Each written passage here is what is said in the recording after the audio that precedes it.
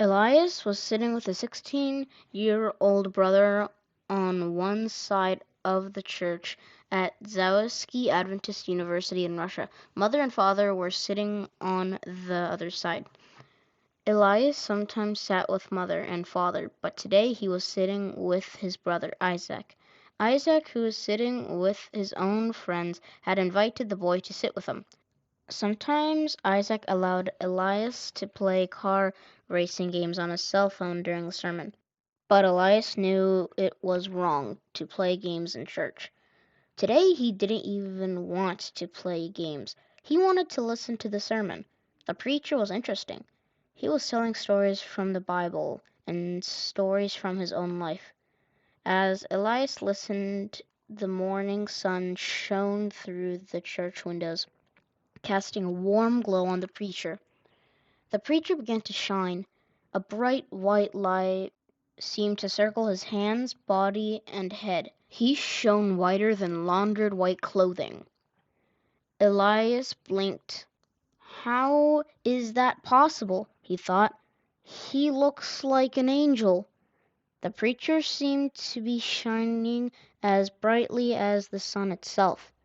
Elias squinted his eyes. The light seemed to make his eyes feel dry. He blinked rapidly several times to wet his eyes. He looked at the preacher. He was still shining. Elias looked over at Isaac. His brother was listening to the sermon. Wondered whether Isaac also could see that the preacher was shining, but he didn't want to ask him. He was afraid that Isaac might make fun of him. The preacher shone until the end of the sermon. Elias decided not to tell anyone about what he had seen. It would be a special moment between him and God. A few days later, Elias remembered the preacher when he read Jesus' Sermon on the Mount in Matthew chapter 5.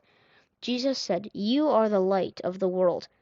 A city that is set on a hill cannot be hidden. Let your light so shine before men that they may see your good works and glorify your Father in heaven." Matthew chapter 5, verses 14 and 16. Elias realized that he also could shine. Jesus said people who do good things shine for him. I can shine too, Elias said. I can study hard and get good grades. I can help mother make supper, to go to the store and to buy groceries. I can help father by mowing the lawn. There are many things that I can do to help others and shine for God. I want to shine for God.